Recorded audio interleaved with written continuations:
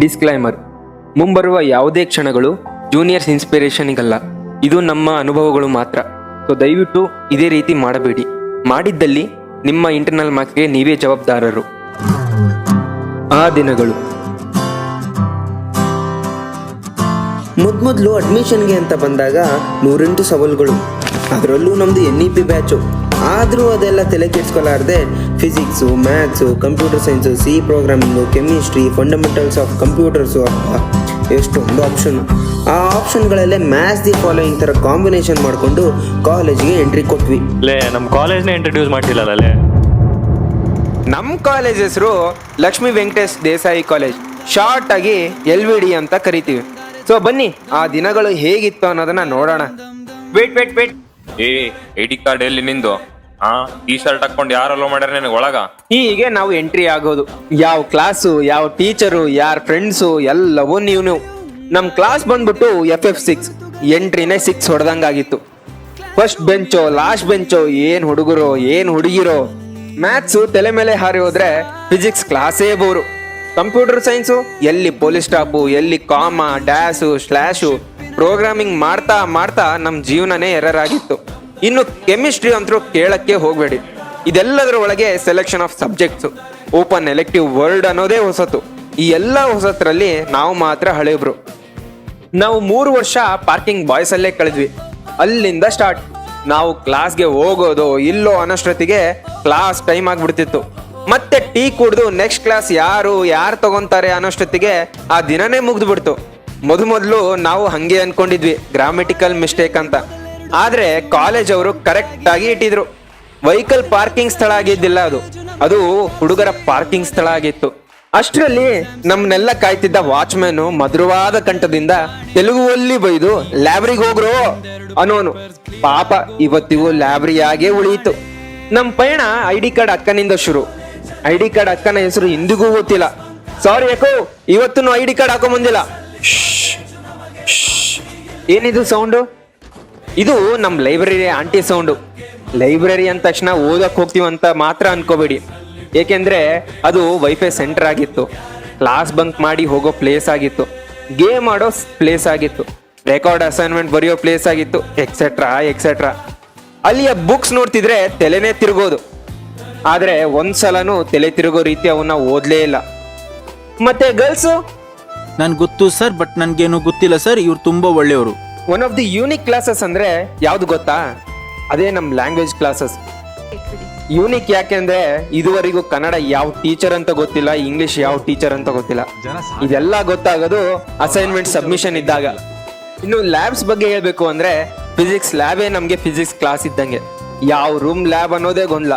Dark ರೂಮೋ light ರೂಮೋ ಕೆಳಗೋ ಮೇಲೋ ಅನ್ನೋದ್ರಲ್ಲಿ ಅರ್ಧ ಎಕ್ಸ್ಪೆರಿಮೆಂಟೇ ಆಗ್ತಿತ್ತು. ಇನ್ನು ಮ್ಯಾಥ್ಸ್ ಲ್ಯಾಬ್ ಯಾಕೆ ಅನ್ನೋದು ಇದುವರೆಗೂ ಗೊತ್ತಾಗಿಲ್ಲ. ಅದರಲ್ಲೂ ನಮ್ಮ ಮ್ಯಾಥ್ಸ್ ಸರು ನಮ್ಗೆ ಬೆಸ್ಟ್ ಸರ್. ಹೋಗೋ ಹಾಗಿಲ್ಲ, ಬಿಡೋ ಹಾಗಿಲ್ಲ. ಇಷ್ಟೆಲ್ಲ ತಿಳ್ಕೊಷ್ಟೊತ್ತಿಗೆ 2-3 ಸಲ ಎಕ್ಸಾಮ್ ಪೋಸ್ಟ್ಪೋನ್ ಆಗಿ ಕೊನೆಗೂ ಎಕ್ಸಾಮ್ ಟೈಮ್ ಟೇಬಲ್ ಬರೋದು. ಗೊತ್ತಲ್ಲ ನಿಮ್ಗೆ, ಎಕ್ಸಾಮ್ಸ್ ಅಂದ್ರೇನೆ ಗ್ರೂಪ್ ಸ್ಟಡೀಸ್. ಅದರಲ್ಲೂ ಅದೆಷ್ಟೇ ಸಿಲೆಬಸ್ ಇದ್ರು, ಅದೆಷ್ಟೇ ಯೂನಿಟ್ಸ್ ಇದ್ರು, ನಾವು ಓದೋದು ಹಿಂದಿನ ದಿನ ರಾತ್ರಿ.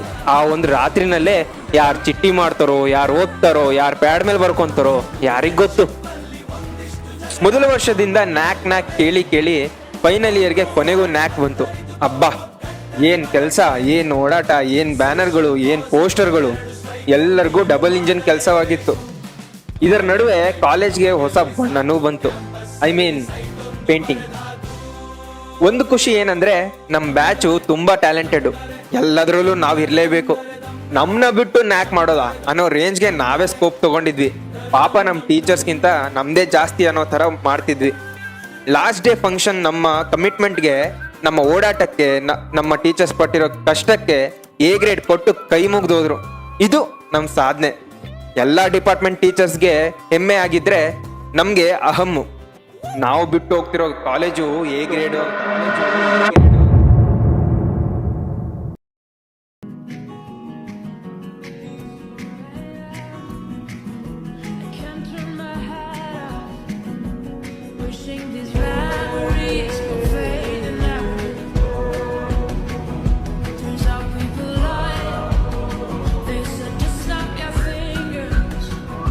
As if it was really that easy for me to get over you.